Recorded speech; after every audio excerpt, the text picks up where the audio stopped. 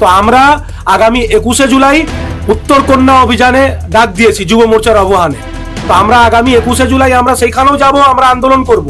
আমাদের একটাই দাবি, আমাদের একটাই প্রশ্ন তৃণমূল কংগ্রেসের কাছে, যে মুখ্যমন্ত্রী মমতা ব্যানার্জি নিজেই একজন মহিলা, কিন্তু আমাদের রাজ্যে মহিলাদের নিরাপত্তা, মহিলাদের সুরক্ষা কোথায়?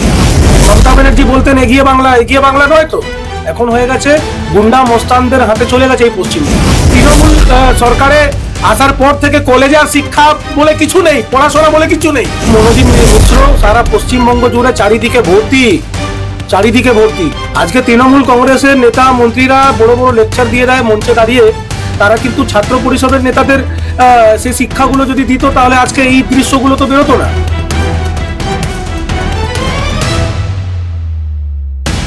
সুবোধ, আপনাকে মাধ্যমে স্বাগত। নমস্কার দাদা, আমরা দেখতে পেলাম কসবা ল কলেজে যে ঘটনা ঘটলো, তারপর আমরা দেখছি আমাদের এই পশ্চিমবঙ্গের বিভিন্ন জায়গার, যেমন হাওড়া থেকে শুরু করে সোনারপুর, এই যে কলেজে এই যে তৃণমূলের ছাত্র নেতা বা দাদাদের যে কীর্তিকলাপ আমরা দেখতে পাচ্ছি, কিভাবে দেখছেন বিষয়টা আপনি? কলেজে এখন শিক্ষা বলে কিছু নেই। তৃণমূল সরকার যবে থেকে এসছে পশ্চিমবাংলায়, কলেজে এই তোলাবাজ ছাত্র পরিষদের নেতারা চারিদিকে ভর্তি।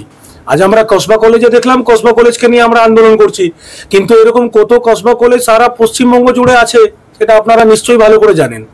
আপনি দেখবেন অ্যাডমিশনের নামে কিছুদিন আগে অবধি যখন অনলাইন অ্যাডমিশন হতো না, এখন তো অনলাইন অ্যাডমিশন করে দেওয়া হয়েছে বলে কিছুটা কারাপশন আমরা রুখতে পেরেছি, কিন্তু যখন অনলাইন অ্যাডমিশন ছিল না তখন এই ছাত্র পরিষদের নেতারা কলেজের বাইরে, এরা পাস আউট হয়ে গেছে 5 বছর 10 বছর আগে, কিন্তু এরা কলেজের বাইরে আড্ডা মারবে, অ্যাডমিশনের নামে লোকের কাছ থেকে টাকা খাবে।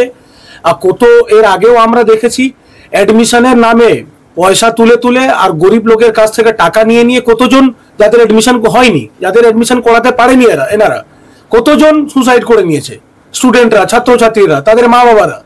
এগুলোর দায়ী হচ্ছে তৃণমূল কংগ্রেস। আজকে তৃণমূল কংগ্রেসের নেতা মন্ত্রীরা বড় বড় লেকচার দিয়ে দেয় মঞ্চে দাঁড়িয়ে, তারা কিন্তু ছাত্র পরিষদের নেতাদের সেই শিক্ষাগুলো যদি দিত তাহলে আজকে এই দৃশ্যগুলো তো বেরোতো না। আজকে তৃণমূলের নেত্রীরা, নাম নেবো না, নেত্রী হয়ে যাবেন আরো, উনি এখন মিডিয়া এসে এসে বড় বড় বাতেলাবাজি দিচ্ছেন যে উমুক করেছে তুমুক করেছে।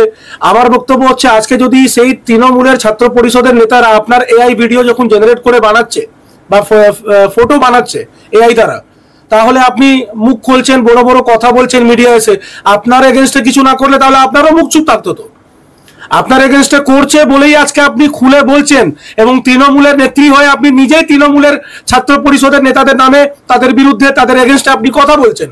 আপনার বিরুদ্ধে ওরা কিছু না করলে আপনিও কিন্তু আওয়াজ তুলতেন না।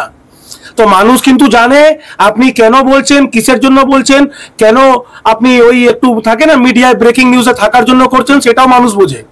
তৃণমূল ছাত্র পরিষদ, এখন আমরা যে মিশ্রবাবুকে দেখলাম, একজন রেপিস্ট যে এখন অ্যারেস্ট আছে কলকাতা পুলিশের দ্বারা, যাকে অ্যারেস্ট করা হয়েছে, ওই রকম মনোজিৎ মিশ্র সারা পশ্চিমবঙ্গ জুড়ে চারিদিকে ভর্তি, চারিদিকে ভর্তি। অনেক বোনেরা আছে যারা এখনো মুখ চুপ করে আছে, মুখ চুপ করে, তারা মুখ বন্ধ করে আছে। হয়তো তারা তাদের নাম ফ্ল্যাশ করলে অনেক কিছু হতে পারে তাদের সাথে। এই পশ্চিমবঙ্গ তো মমতা ব্যানার্জি বলতেন এগিয়ে বাংলা, এগিয়ে বাংলা নয় তো, এখন হয়ে গেছে গুন্ডা মস্তানদের হাতে চলে গেছে এই পশ্চিমবঙ্গ। সে কোনো ক্লাবে যান, সেখানে গুন্ডা মস্তানরা থাকুক, বা কোনো কলেজে গিয়ে ছাত্র পরিষদের নামে যে গুন্ডা মস্তানরা আছে তারা থাকে। আমরা দেখলাম বিরোধী দলনেতা একেবারে প্রেস কনফারেন্স করে এই কয়েকজনের ছবি প্রকাশ করলেন, যেখানে দেখা যাচ্ছে 50 জনের লিস্ট দিলেন, ভাইপো গ্যাং বললেন। আমি বললাম তো, ভাইপো গ্যাং বা 50 জনের নাম, যেটা শুভেন্দুদার নেতৃত্বে আমরা দেখলাম কালকে উনি একটা প্রকাশিত করেছেন সোশ্যাল মিডিয়ার প্ল্যাটফর্মে। এইটা শুধু 1% হয়তো উনি দেখিয়েছেন বা 5% হয়তো দেখিয়েছেন। এর থেকে বহু কলেজে যারা ছাত্রছাত্রীরা আছে, যাদের পয়সা হয়তো এই তোলাবাজরা নিয়ে নিয়েছে, তাদের এডমিশন হয়নি। এখন যদি লিস্ট বের করা হয় না, মানুষ যদি জাগৃত হয়, আমাদের যে ছাত্র যুবক যুবতীরা আছেন যাদের সাথে এই রকমের ঘটনা হয়েছে, তারা যদি আজকে রাস্তায় নেমে যদি এগুলো বলা শুরু করে দেয়, আমার মনে হয় একটাও ছাত্র নেতা বাঁচবে না। চারিদিকে এই এডমিশনের নামে কারাপশন, তোলাবাজি, এগুলো একটা দুটো কলেজের ঘটনা না ম্যাডাম। আপনার মাধ্যম চ্যানেলের মাধ্যমে আমি আপনাদেরকে বলতে চাই, এটা পুরো পশ্চিমবঙ্গের বিভিন্ন কলেজে কলেজে এই দুর্নীতি, এই কারাপশন চলছে। আমাদের মা বোনেদের সাথে এই যে অত্যাচার যেটা কসবা কলেজে হলো, সেটা হচ্ছে কিন্তু ওই বোন থানায় গিয়ে অভিযোগ জানিয়েছে, সে লড়াই করেছে, তার পরিবার কতটা লড়াই করবে আগামী দিনে সেটা আমরা কিছু বলতে পারবো না, সেটা পুরোপুরি ওনার ব্যক্তিগত বিষয়। আমরা ভারতীয় জনতা যুব মোর্চার পক্ষ থেকে আমরা আন্দোলনে ছিলাম, আমরা রাস্তায় ছিলাম, এখনো আছি, আগামী দিনেও থাকবো। আর এই যে পশ্চিমবঙ্গ জুড়ে যা হচ্ছে, মানে নারীদের কোনো সুরক্ষা নেই, আমাদের মুখ্যমন্ত্রী নিজেই একজন মহিলা, কিন্তু মহিলাদের এই রাজ্যে সুরক্ষা নেই। এই নারী সুরক্ষার দাবিতে আমরা ভারতীয় জনতা যুব মোর্চার পক্ষ থেকে আগামী 21শে জুলাই, মমতা ব্যানার্জি তো নিজের সম্পত্তি মনে করে নিয়েছেন ধর্মতলায়, তো আমরা আগামী 21শে জুলাই উত্তর কন্যা অভিযানে ডাক দিয়েছি যুব মোর্চার আহ্বানে। তো আমরা আগামী 21শে জুলাই আমরা সেইখানেও যাব, আমরা আন্দোলন করব। আমাদের একটাই দাবি, আমাদের একটাই প্রশ্ন তৃণমূল কংগ্রেসের কাছে, যে মুখ্যমন্ত্রী মমতা ব্যানার্জি নিজেই একজন মহিলা, কিন্তু আমাদের রাজ্যে মহিলাদের নিরাপত্তা, মহিলাদের সুরক্ষা কোথায়? আজকে কলেজে কলেজে যে আমাদের বোনেদের সাথে যেটা হচ্ছে, তার একমাত্র দায়ী হচ্ছে তৃণমূল কংগ্রেস আর এই ছাত্র পরিষদের নেতারা, যারা কলেজে পাস আউট হয়ে গেছে 10 বছর আগে, কিন্তু বাপের সম্পত্তি মেনে তারা এখনো কলেজে আড্ডাবাজি দেয়। তাদেরকেও মেরে এই কলেজ থেকে আগে তাড়ানো উচিত। চারিদিকে আমরা কলেজে এইগুলো দেখছি।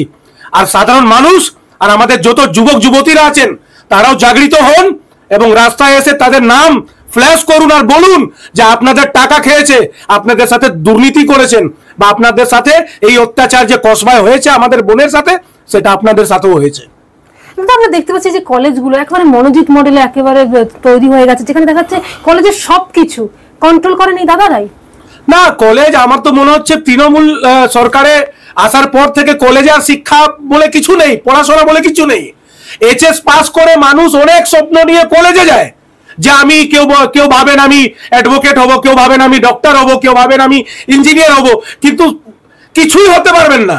তৃণমূলের আমলে আপনি কলেজে গেলেই আপনি তৃণমূল ছাত্র পরিষদের নেতার সাথে যদি না থাকেন, আপনার সাথে হবে কি, আপনার সাথে এরা গুন্ডামি করবে, আপনাদেরকে মারধর করবে, জোর করে হাতে তৃণমূল ছাত্র পরিষদের পতাকা নিয়ে রাস্তায় মিছিলে হাঁটতে বলবে।